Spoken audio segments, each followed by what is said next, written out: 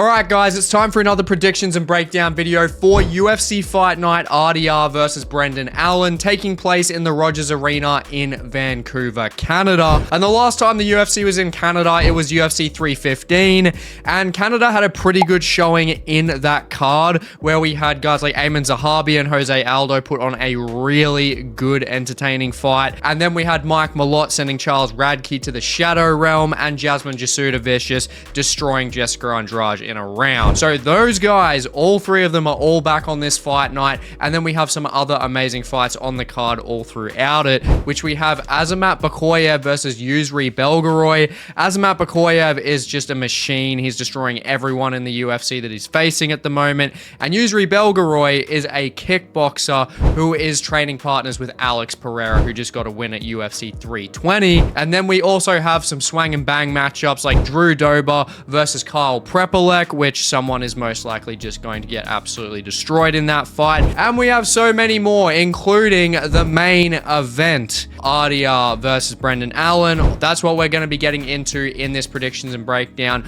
We're going to be predicting and breaking down all of the fights on this card, full card breakdown, and also giving out all of my fight card awards. So let's kick it off with the first fight of Tainara Lisboa versus Melissa Croden. So we got a fight at bantamweight. Shitty division, don't really care for it, but both of these fighters are actually decent prospects coming through, and I think Tainara Lisboa, for one, if she didn't have injuries for the last couple of years, I honestly think she would be in the top 15 of bantamweight at this point. Unfortunately for her, she did run into a Luana Santos who moved up from flyweight, and she is looking absolutely insane with her ground game and her judo, and Lisboa just had a tough debut back from that injury stint. And now facing Melissa Croden. Melissa Croden is very good when it comes to her striking and just overall pressure. From what I've seen on the regional scene, she's looked decent in the LFA, and she's got a 100% finish rate, and that is fucking unbelievably rare for a bantamweight women's division. So very good signing from the UFC to get her in, debuting in Vancouver.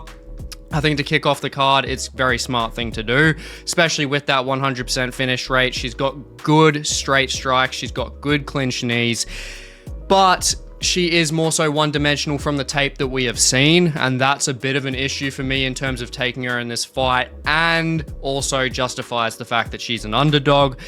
Tainara Lisboa on the other side, good strike timing. She's got good Muay Thai. I mean, she's good on the ground as well, and I think that's the biggest key to her winning this fight, is overwhelming with the ground game by taking Croden down, being able to transition effectively. Lisboa's got good rear naked chokes she can sink in. She was on a 4-fight win streak before her last loss, so she is someone that honestly is good. She doesn't have a spotty record or anything like that.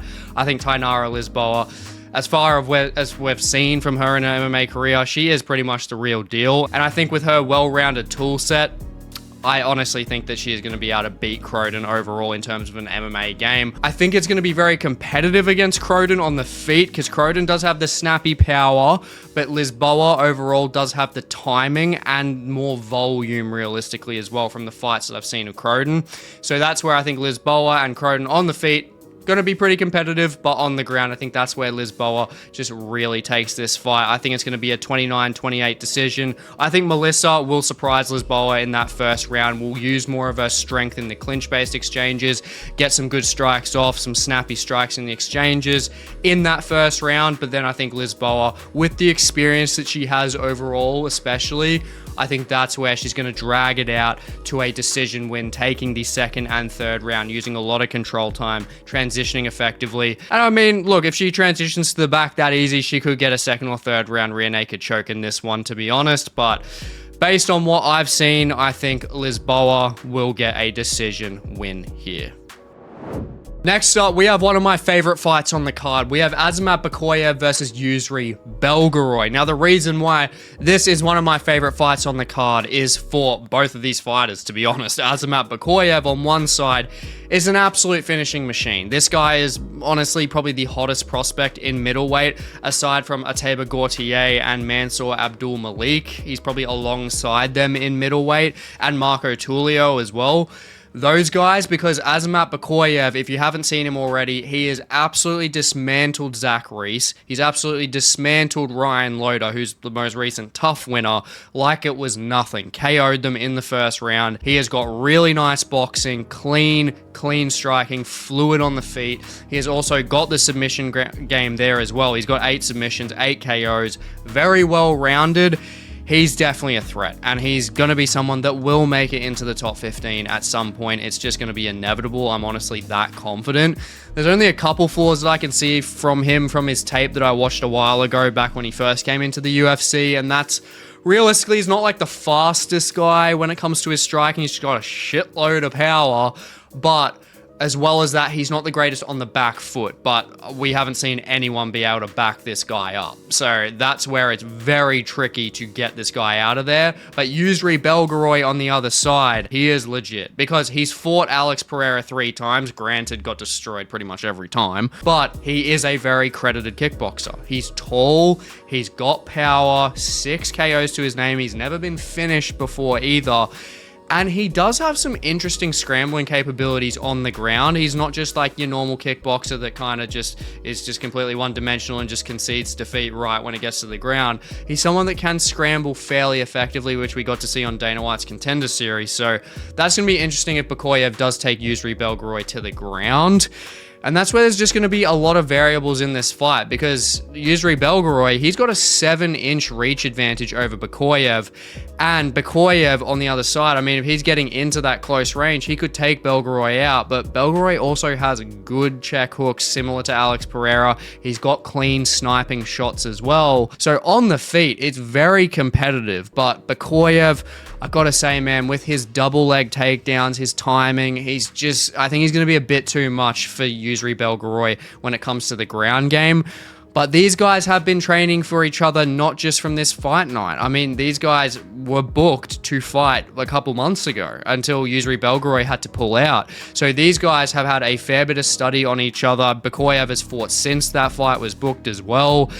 So honestly, there's a lot of study between them. The size differentials are massive, and Bekoev has all that power, and he's very dangerous with boxing. Belgaroui on the other side with his kickboxing, it's honestly just very interesting. I mean, Belgaroui's also fought Israel Adesanya as well, so it's going to be a very, very good matchup. I'm definitely one of the most intrigued for in this whole entire card. But I do think with Belgaroui, I'm a bit worried with him at middleweight, to be honest. I think him moving down from light heavyweight, I believe that it's just not the greatest decision for him in the long run. He's got a light heavyweight record in MMA of 3-0, and he's fought Marco Tulio on Dana White's Contender Series, and that's where his scrambling capabilities really came into play. And Marco Tulio is honestly fantastic. Like, that guy is probably going to be a top 15 as well. And Azamat Bekoev, honestly, I think it's going to be a difficult fight for him. It's not going to be like a Zach Reese kind of fight or a Ryan Loder kind of fight. But I still think he's going to win. I still think Azamat Bekoev is going to win. I think the odds are blown a little bit out of proportion here. I think Bekoev is an absolute freak for middleweight, but I think it's a bit disrespectful to Yousri Belgaroui ultimately.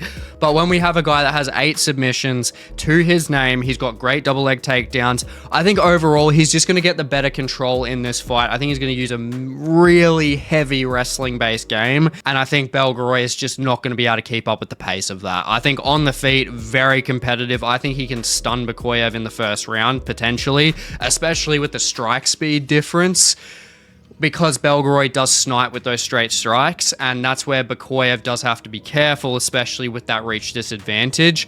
But I think it's going to be an interesting fight overall, to the point where I'm going to give this my fight of the night. Ultimately, I think there's just going to be a lot of good, entertaining exchanges on the feet with such a contrast in physicality, as well as on the ground, seeing how good Belgaroui's scrambles are going to be against Bekoev, and to see if Bekoev can, just be a classic Russian and just maul the shit out of this kickboxer. So there's a lot of questions, and a lot of questions make great fights. So this is my fight of the night, but with the win here. And honestly, I've spoken about him as a prospect before. Azamat Bekoev is my fighter to watch in this card. It's really hard for me to take away from that as an award, because Bekoev is just fucking legit. Like, he is a very, very dangerous guy, and he's going to be moving up those rankings damn quickly. Moving up the card, we got Stephanie Luciano versus Ravena Oliveira. So we have got two Brazilian girls on a Canadian fight card. So randomly, when we've literally just had the Brazilian fight card in Rio. I don't know how that's happened, but we've got these two on this card. It'll be an interesting fight, I think. Like, Luciano, I actually do really like her as a fighter. I think she's got good Muay Thai. She's got high volume. She has good movement as well. And she does have the reach advantage here, 1.5 inches, which she can use pretty well. She's got good straight strikes, loves moving along the outside. And I will say she can improve her ground game. She did lose to Sam Hughes by split decision, which I don't even know if that was really a split, to be honest. I think Sam Hughes took that fairly convincingly, honestly.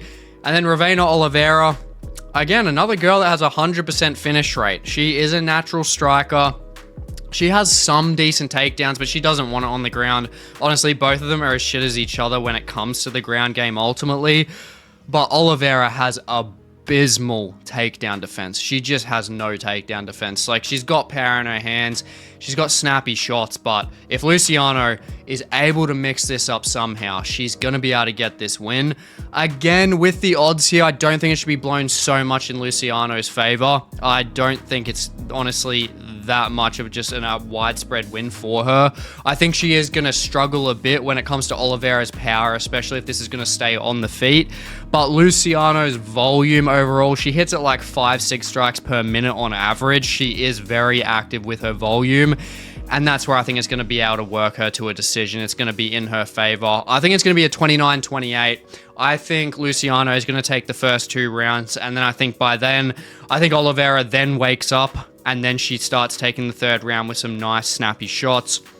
Because if these two are trading in an exchange and they're both flat-footed, I'm taking Ravena Oliveira. She's more powerful with her hands, and she's just got better kind of shot selection in those close quarter exchanges. She's got nice hooks, and Luciano, that's where she just doesn't want to be, but we've never really seen her there before. She doesn't really use like a Muay Thai based kind of style. She uses more of just a clean kickboxing at range kind of style, and that's where I see her just getting those first 2 rounds out on volume to just win this fight.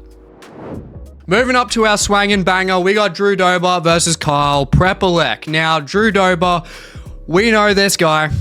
You know, it's either kill or be killed with him. He goes against guys like Matt Frivola and absolutely gets destroyed because he's white, and then he goes and knocks out all the black people. Yeah, that's just a absolutely ridiculous trend, but it's somehow just a fact. And Kyle Prepolec, the last time I checked, he was white. So, yeah, Kyle Prepolec, he's going to win. He's going to win, and I actually do think he will. Not because of what I just said, race cards aside. I think Kyle Prepolec is going to win because he's more durable, and he's going to be more hungry because he came into that UFC 315 card. He fought Benoit Saint-Denis. He put up a bit of a decent fight, got through to round 2, landed some decent shots on Benoit Saint-Denis in that fight. Kyle Prepolec isn't the fastest dude, but he's durable. He's going to be hungry because he's going to be like, if I lose, I could get cut. If Drew Dober loses, he's not getting cut. The UFC love Drew Dober. He's just entertaining in general, and I don't think he should be cut.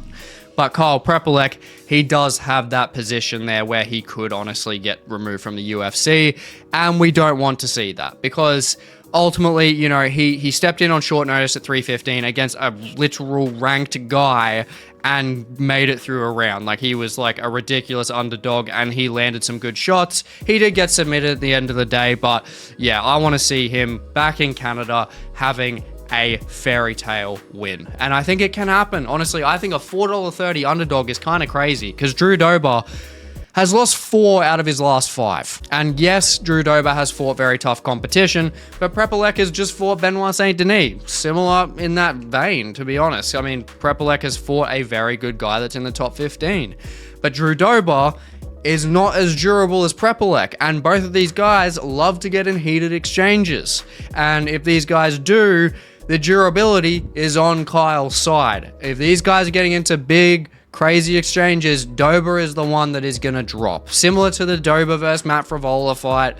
They got into that heated exchange. Frevola clipped his chin first. Dober sunk like a sack of shit. And, you know, he's been durable for a while, but his chin's just cracking now. He's getting older. He's been in so many wars.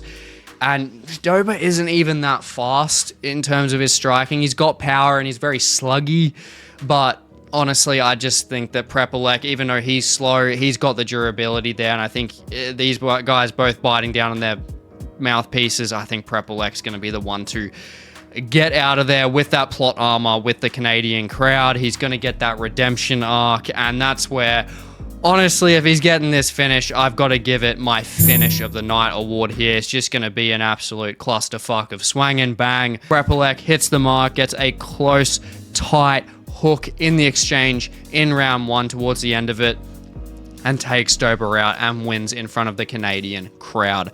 Let's get it. Moving up the card to Jordan Santos versus Danny Barlow. So, Danny Barlow, to start off with, this guy, hot prospect, but he has been exposed a bit. He got exposed by Sam Patterson in March. He got taken out in the first round, destroyed my fucking multi. But that aside, he is a good fighter. Honestly, he did just get clipped, but he has moved up to middleweight now, and I do think he has that lighter man skill. He's got the power. He's got the speed. I think he's going to have that strength there as well when it comes to close quarter exchanges. I think Jordan Santos, this is the type of guy who is just relentless with pressure, really loves high activity fights, and Santos is really going to want to try and get Barlow to the ground, take him down, and just try smother him and submit him, because Danny Barlow has got the power there. He's got the timing. Santos doesn't have that one-hit KO power. He's someone that really just utilizes volume, really just tries to make it dirty, tries to get it to the ground, tries to hunt a submission.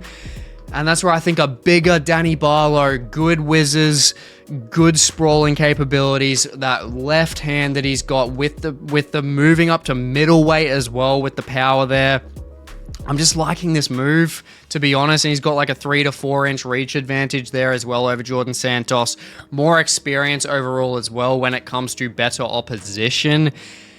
And I just think Danny Barlow, honestly, especially as a southpaw fighter as well, he's going to have the quicker hand speed against a guy that's in orthodox. So his jab's going to be there first. He's going to be able to line up his feet on the outside, step to the outside, get that straight left down the pipe. And I think he's going to be able to take Jordan Santos out in the second round. If Santos can get him down early, then that's where Barlow's going to be in a lot of trouble if he's not going to be able to stuff the takedowns, because Santos, being that bigger framed guy, is going to be able to use that cardio, use that ability to control Barlow. Because if he nullifies Barlow's power, I think Santos wins this fight. But I think Barlow, with the strength, the takedown defense, and just his power in the hands and the overall offensive threat advantage, I'm giving him the KO in round 2 with that left hand from God. Moving up the card, Bruno Silva versus Hyun-Sung Park. Now, Hyun-Sung Park, as we know, he did come in on kind of short notice against Tatsuro Taira. Got pretty badly exposed by Taira. I mean, Taira was just running circles around him on the ground and utilized fantastic straight strikes with the boxing and just pieced Park up. So this is going to be a big wake-up call for Park to think, holy shit, like, I need to get better if I want to make it into the top 15. And what he did for the UFC has paid off to an extent, because they've given him a top 15 shot against Bruno Silva. Perfect matchmaking, very well deserved by Hyun-Sung Park to get this position after doing that for the UFC and not letting that main event fall through. And Bruno Silva, the guy has had it pretty tough recently. I mean, ever since he beat Cody Durden, he's kind of had it tough. I mean, the Manel Kape loss was interesting. Manel Kape was like in the fucking Matrix against him, but obviously the finish, getting the nut shot, was a bit controversial. But then Joshua Van just fucked him up. Joshua Van just absolutely killed him. Like, and that's where Bruno Silva, the guy was usually known for being more of a durable guy, and he does have power in his hands. He does have a slugger of a right hand, but he's getting older, and also the chin is getting cracked hard, and he just struggles against faster technical boxers. Hyun-Sung Park, the dude's a good kickboxer.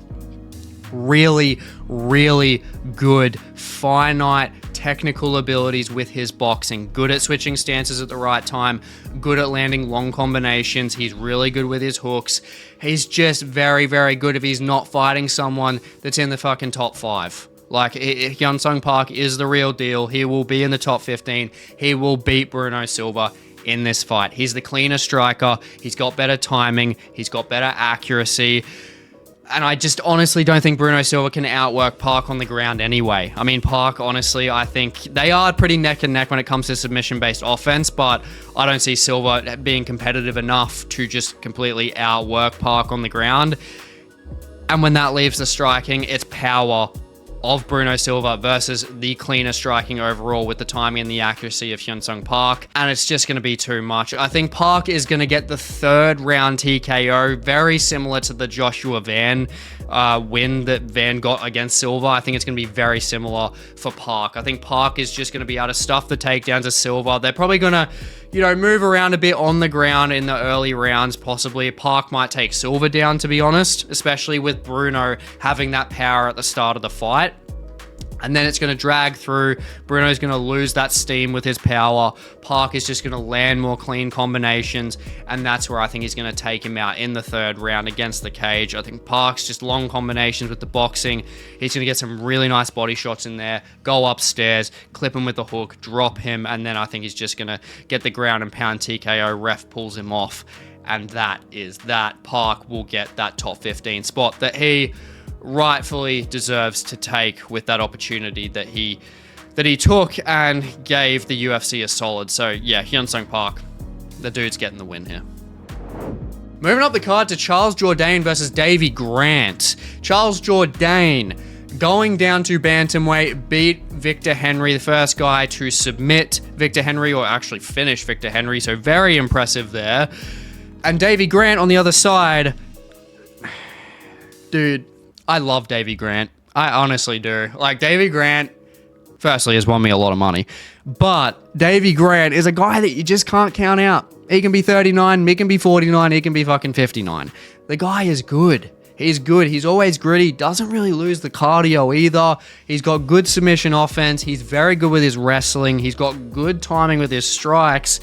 He's just a tricky puzzle to solve. He really is. And he's just a hard guy to get out of there in general, and a very hard guy to just keep up with. I mean, Davy Grant's beaten guys like Damon Blackshear. I mean, that's a guy that's like was borderline cracking top 15. Davy Grant's ranked basically almost in the top 20 now. Davy Grant's a good fighter. I mean, Ramon Tavares as well. Davy Grant looked fantastic against him. He's a guy you can't count out.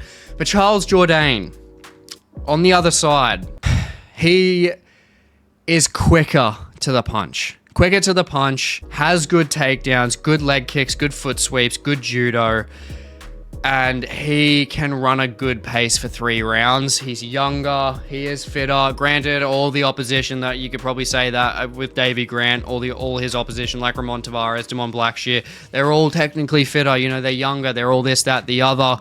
But Charles Jourdain, I think, is a little bit different here. He's obviously in his home crowd for one, and he's got the strike speed. He's got the accuracy as well. He just runs that good pace, and he's got a ground game. He's got the guillotine finish there. Really, really dangerous guillotines, modified guillotines, which Davy Grant, he's been susceptible to submissions in his career before, and that won't surprise me if it gets to the ground and Charles Jourdain does capitalize.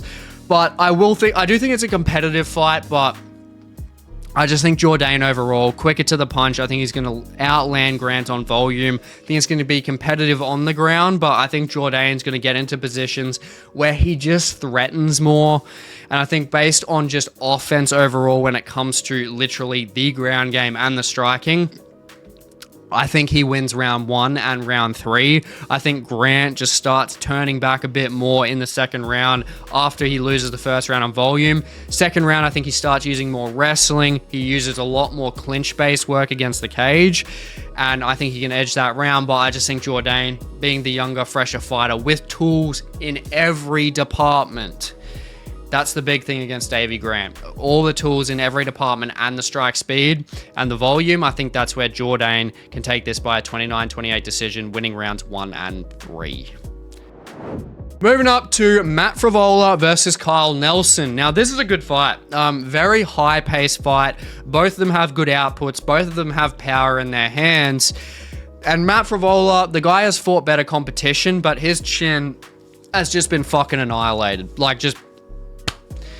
Let's just go to Z-arm. I mean, the French connection straight to that fucking chin just absolutely destroyed Frevola. Terrence McKinney destroyed Frevola. Frevola is an entertaining fighter, but... I mean, Benoit Saint Denis as well, head kicking his bloody chin to bits. Like, it's just not great. And he's getting older. You know, he's 35 years old. He's out of his prime age range.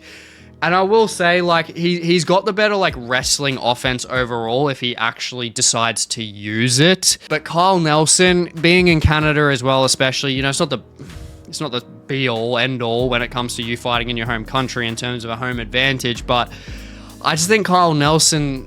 Honestly, he just has the better chance to just get in the bloody knockout in this fight. Like, Kyle Nelson doesn't have the greatest chin himself, but he is faster on the feet than Frevola, to be honest, and Nelson's got the aggression. He's got the aggression, he's got the forward pressure, he's got the strike speed advantage. I do think it's going to be a KO TKO. I mean, Matt Frevola could definitely get a KO himself, or drop this to the ground and hunt a submission potentially, but...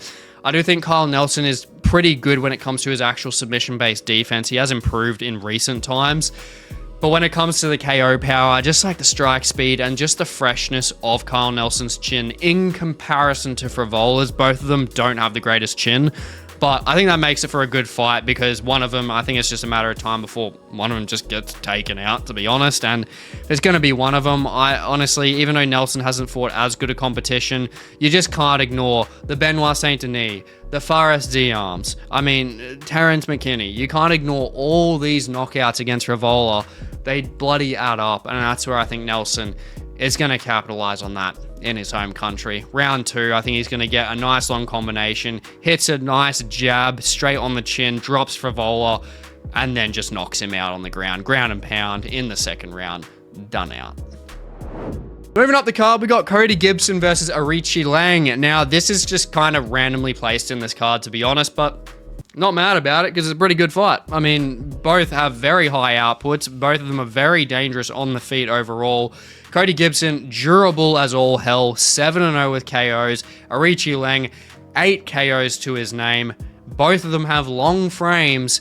And, I mean, both of them on the feet are going to be very entertaining, but I just don't think it's going to be staying there for that long. And when it comes to the odds, I think it's a bit juicy because Arichi Lang doesn't have the greatest ground game, to be honest. He does have some pretty gaping holes there. He's not good with his takedown defense, and I think transitionally, especially with Cody Gibson in recent times, like especially against Angelica, his ability on the ground to control a smaller fighter and then hunt that submission, I just was really impressed. And I think Cody Gibson just has that ability here. I think he's going to be able to get this fight to the ground. And if he does, he's just got the clear advantage here. And I think that that's where he's going to be able to hunt a submission. I think it's either going to be a guillotine or a rear naked choke. He's going to be able to find it. I just don't think Arichi Lang has those tools on the ground. And I just don't see him being able to knock out Cody Gibson. Cody Gibson is hella durable. I mean, he's getting older, but he's just someone that just doesn't get chinned. And he's someone that is quite defensively aware as well. And that's where Arichi Lang, if he's not getting the strikes off, that's where Cody Gibson is going to be able to, I think he's going to be able to take him out. And again, Cody Gibson on the feet, Arichi Lang has to watch out for Gibson's power on the feet anyway. So Cody Gibson, he's got more tools. He's an underdog. He's going to be getting my upset of the night here. I've got some other upsets like Carl Prepolec as well, but Cody Gibson is just more of a clear upset of the night for me. So he's getting the award just based off feasibility here. And that's going to make more sense in our next fight that we get into. And the next fight we're getting into is obviously Manon Fiorot versus Jasmine Jasudavicius. And now, when I say that the upset of the night is going to be more clear for Cody Gibson, it's because with this, we have Jasmine Jasudavicius, who's almost a 3-1 underdog. She's fighting in Canada, and she has just torn up every opponent she has had in Canada. badly. Like, she has been a freak. Like, Mike Malott, I'm sorry, I don't know why Mike Malott is above Jasmine Jasudavicius in these cards. He's honestly boring as shit in comparison to her. I seriously think it's just completely disrespectful to her. Granted, Kevin Holland's kind of probably pulling that through more so, because a lot of people don't like Manon Fiorot after UFC 315. But when I say 3-1 dog, I honestly do like Manon Fiorot myself. Personally, I think she actually edged the fight against Shevchenko, which I've got a ton of hate for, but I've broken that down already. But Manon Fiorot is no joke. Obviously, I can understand to a degree why she is a favorite. She is extremely strong when it comes to clinch-based exchanges. She's good at stopping wrestling. Like, we saw what she did against Erin Blanchfield. 50-45 to her, stopped her wrestling at all points in that fight. And she's got a judo black belt. She's also got judo black belt. She's got a BJJ black belt. And she's got a karate black belt as well. She's got tools pretty much everywhere. It's pretty big for the division. She's strong. But Jasmine Jasudavicius is strong. She's strong. She's got a better, like, specific wrestling-based game. Her ground and pound is fucking nasty. Like, nastier than most guys. And she's just got momentum. She's got momentum. She looks invincible in Canada, honestly. It's just one of those things, like, there's ever hometown advantage and that carries through for someone, which I don't usually believe in.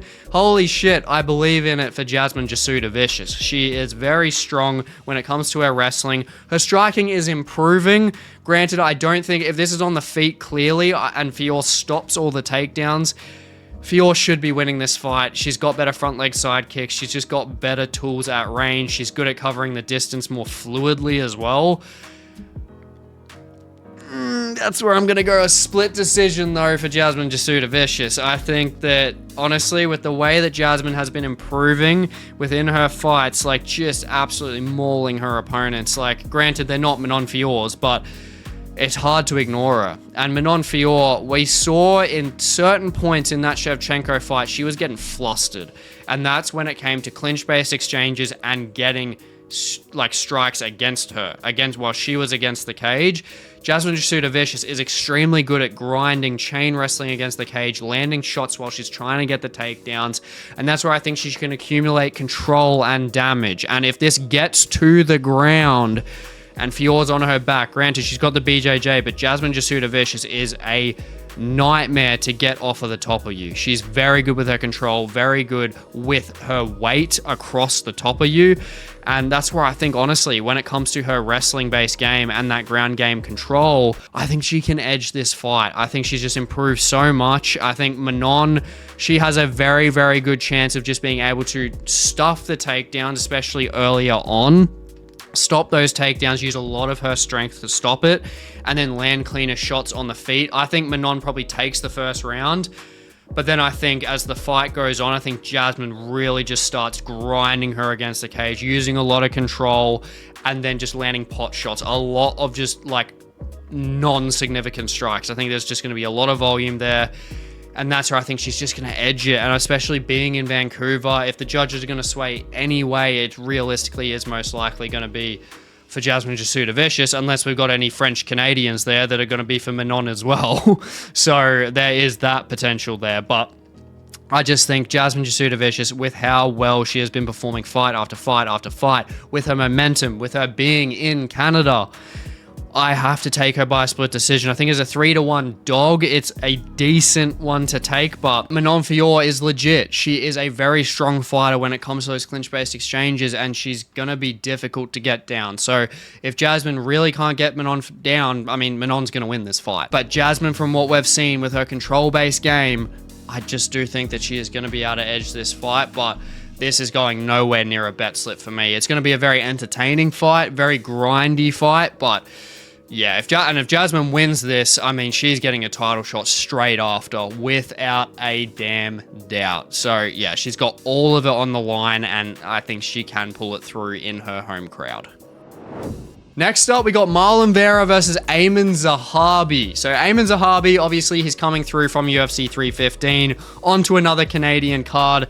And so he should be, because that fight against Jose Aldo at UFC 315 was absolutely fantastic. Obviously, he faced a bit of adversity. He got hurt in that fight. Then he hurt Aldo.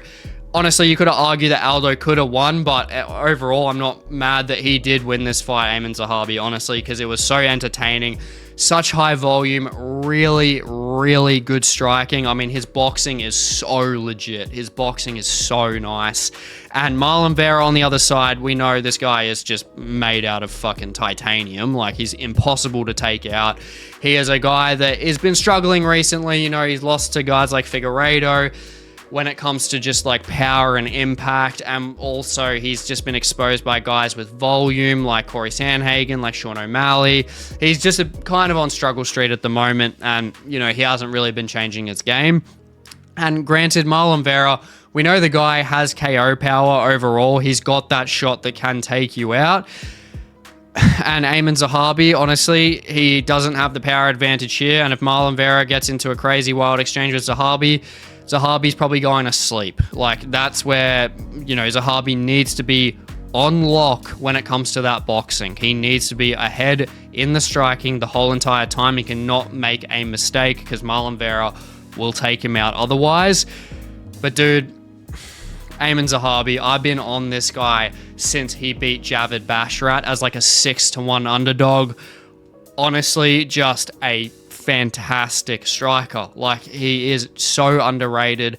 Granted, it sucks that he's old, 37 years old, and that does play a little bit of a factor against Marlon Vera, because Vera doesn't really get tired, and I could possibly see Vera taking Zahabi out in the third round if Zahabi does start to wane, because Zahabi taking Vera out is very, very unlikely. He's more of a volume-based striker, but a volume-based striker is enough, because Zahabi is just so much cleaner. He's so much cleaner than Marlon Vera when it comes to the striking.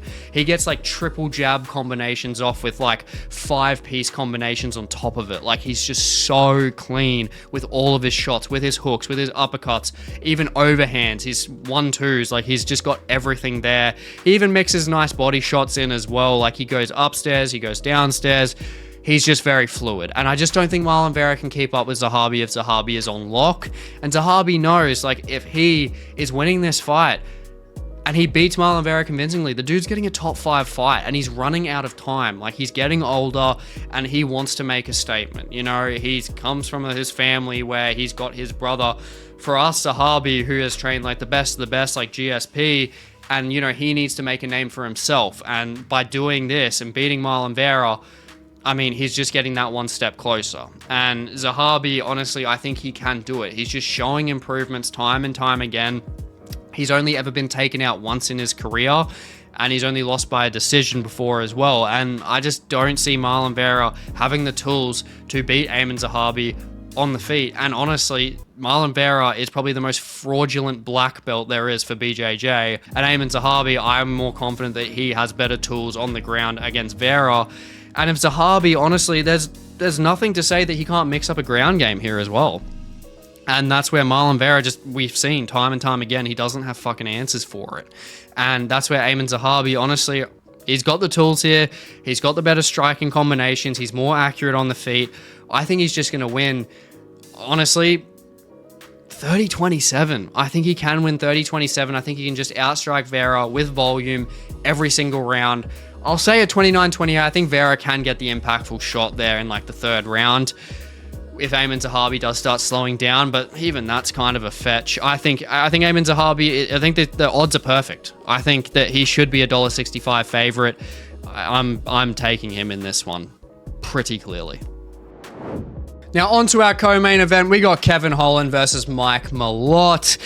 This being the co-main event does make sense in terms of name value. Obviously, Kevin Holland, he's just a guy that's entertaining in general. The guy came off a very entertaining loss to D-Rod. Awesome fight. The closest Kevin Holland's ever been knocked out, like legally. So, I mean, Kevin Holland's going to be coming into this fight with a bit of haze, to be honest. I think he might be a little bit gun-shy in this fight. But then we got Mike Malott on the other side. He's not perfect. And as I said before, Firstly, I don't know why he is above Jasmine Jasudavicius as a Canadian fighter. I'm not a big fan of Mike Malott, to be honest. He seems like a nice dude and everything, but I think he's a bit overrated. I'm not going to lie. I just don't really see it. Like, granted, he looked good against Neil Magny in the first, 2.5 rounds until he got stopped. But against Trevin Giles, he looked terrible. He won the fight, but that fight fucking sucked ass. And aside from that, yes, he absolutely annihilated Charles Radke. Looked awesome in that fight. Got to give it to him. But is he going to be able to take out Kevin Holland with those kind of hands, with Kevin Holland's reach advantage? I mean, if Kevin Holland's getting caught against the cage like he was against D-Rod, Mike Malott has that power in his hands. To be fair, if he's landing like that, he can take Kevin Holland out. But Mike Malott, if he's using any brain cells, we know what he's going to do here. He is going to try and take Kevin Holland to the ground. He's going to try and scoop up a double leg. He's going to try drop him to the ground. He's going to try and control him. He doesn't want Kevin Holland to try and get off some form of submission from his back, like a triangle or an armbar. He's going to use position over submission.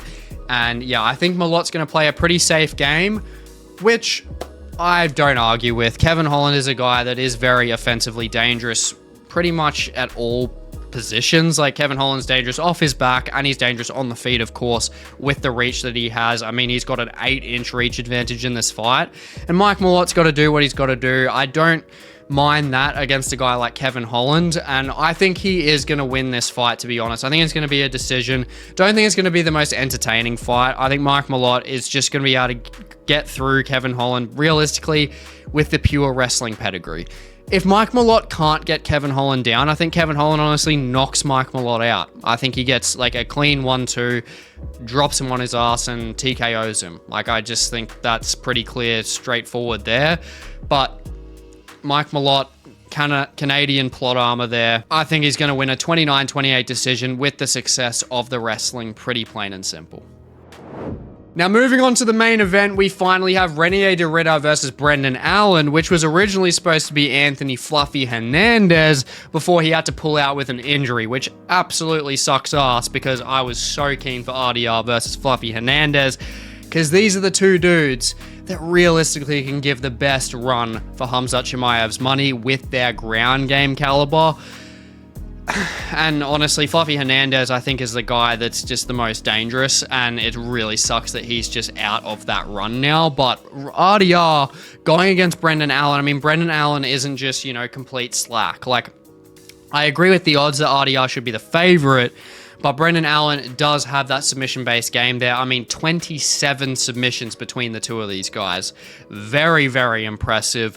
Brendan Allen is coming off a fight against Marvin Vettori. He performed extremely well. I mean, the fight was very, very entertaining. A lot of good striking from Brendan Allen on the feet from kickboxing range, which is very interesting going into this matchup, and I think that is a extremely underrated part of Allen's game that needs to be studied more so when it comes to predictions for people.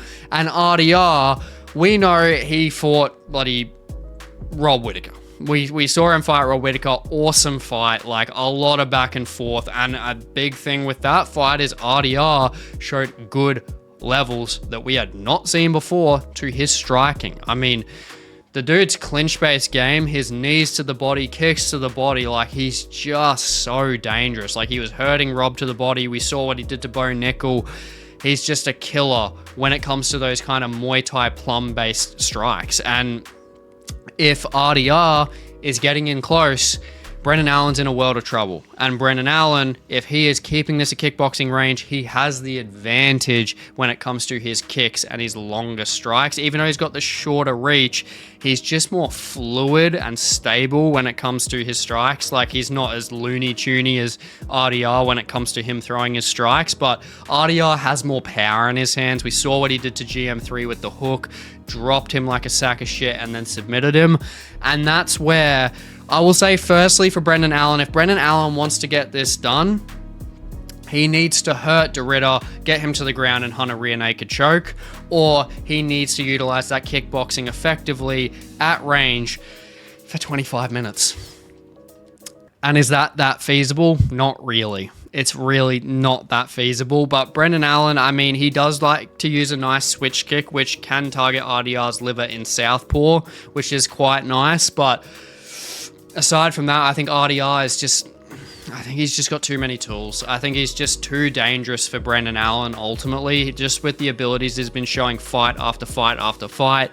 He means business. He's here for the title. And, I mean, him closing the distance, which he will against Brendan Allen. Like, Brendan Allen is decent offensively, but when he's pushed on the back foot, his striking just kind of goes out the window, and RDR consistently pressures. Like, if he's pressuring effectively against Rob Whittaker, he's easily going to be pressuring against Brendan Allen. And Brendan Allen is a great submission artist, but it's very one-dimensional within that submission art. Like, he's very, very good with his rear naked chokes, whereas RDR can get submissions from basically anywhere.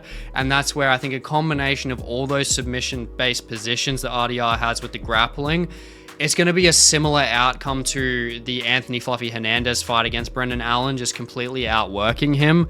But aside from that, I think RDR, he's just going to close the distance. He's going to smother Brendan Allen.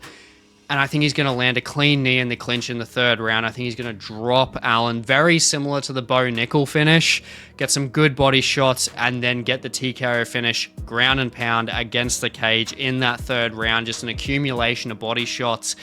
And yeah, I think he's just going to smother Brendan Allen. And Brendan Allen just isn't going to be able to use the grappling effectively while he's hurt against someone like RDR, who arguably just has better grappling overall than him anyway. RDR's just kind of like a more dangerous Fluffy Hernandez when it comes to that striking pedigree anyway for Brendan Allen. So that's where I think this is an even worse matchup over 5 rounds.